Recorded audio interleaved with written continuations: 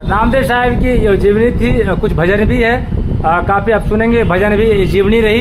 और ज्ञान देखा कि जन्म भी बहुत हुआ, बहुत पैसे भी कमाए, चपरासी से लेके राष्ट्रपति प्रधानमंत्री बहुत बड़ा सेठ भी बना और ऐसे जन्म आया, लेकिन आज तक देखा गया है कोई सुखी नहीं है, किसी के जीवन में पूर्ण शांति नहीं है।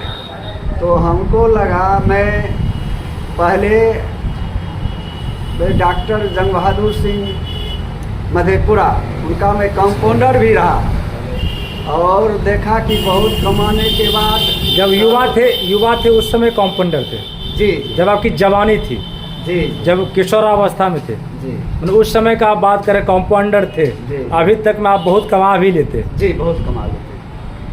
तो देखा कि मतलब अरबपति हो के भी मरे, फिर हम क्या किए अपने लिए, क्योंकि शरीर नहीं जाता है, शरीर के संबंधी और रिश्तेदार भी नहीं साथ जाता है, नहीं काम आता है, तो हमारे साथ क्या जाएगा। यही टीस से मैं कुछ संतों से यहाँ सुना, इनके बाद मैं अभी प्रयागराज इलाहाबाद पहले रहा, अब प्रयागराज कबीर पारस संस्थान चला गया, जो पूज्य सदगुरु श्री अभिलाष साहब जी के सानिध्य में उनके चरण शरण लगे और वहाँ पूर्णतः ये हुआ कि जीवन में हमारे जन्म होगा तो दुख सुख लगा रहेगा और जीवन में धन पद पैसा से सुख शांति नहीं मिलती है, ना कल्याण होगा।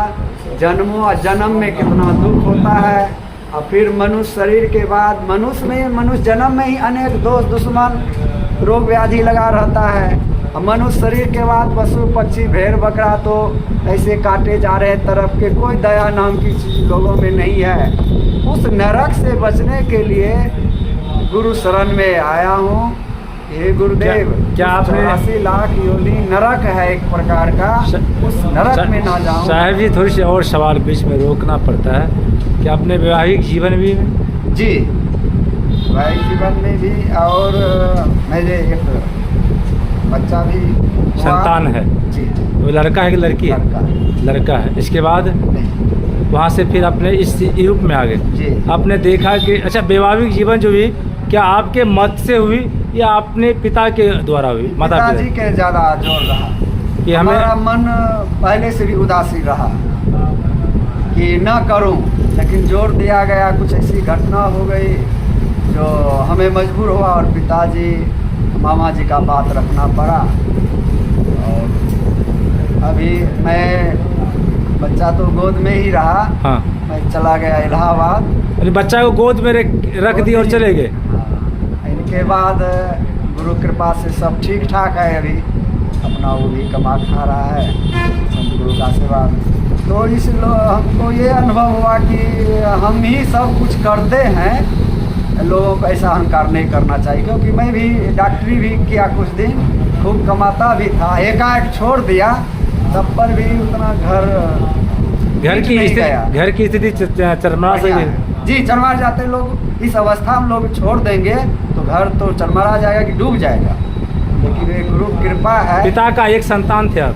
जी नहीं, हम 4 संतान। कौन सा है आप? छोटा, सबसे छोटा है और सभी अपने अपने हैं व्यस्त? जी जी। अभी मेरा जन्म हुआ तिलकपुर आलमनगर, मैं वही हाई स्कूल से, वहीं आलमनगर हाई स्कूल से मैं पास किया, फिर इंटर में मधेपुरा में, फिर वहीं कंपाउंडर रहा थोड़े दिन, ये दुर्गापुर में प्रैक्टिस किया। नहीं, प्रैक्टिस करते दुर्गा घर पर डॉक्टरी किया। इनके बाद डॉक्टरी करते हुए हम यहाँ शुरू में जुड़े मुख्य स्वरूप से माधव बाबा कबीर मठ है ढोलबज्जा में, और उनके सानिध्य में गया। फिर धीरे धीरे वो गुजर गए। गुजरने के बाद ज्ञान स्वरूप साहब उनके शिष्य के साथ मैं विजय घाट पटका पुल के आंदोलन में लगा और मैंने करें समाज का भी सेवा में कभी पीछा नहीं छोड़े? जी नहीं, वो विजय घाट पटका पुल के आंदोलन में पूरा तन मन से लगा।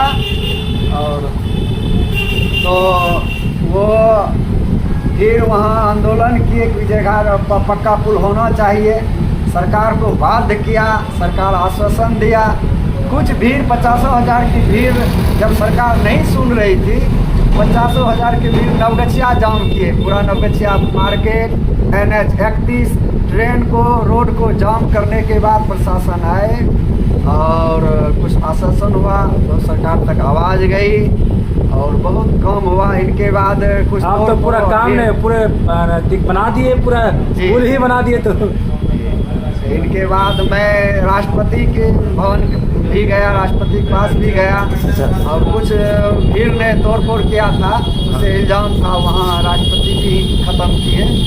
और इनके बाद मैं सोचा कि ये भी कम हुआ तो अब हमें गुरु शरण, वहीं से मैं इलाहाबाद अभी कबीर पारक संस्थान, अब प्रयागराज से नाम जाना जाता है, वहाँ रहा। फिर अब मैं 3 साल से यहीं सदगुरु कबीर मठ, ये गणेशपुर पुरैनी, अखेरा।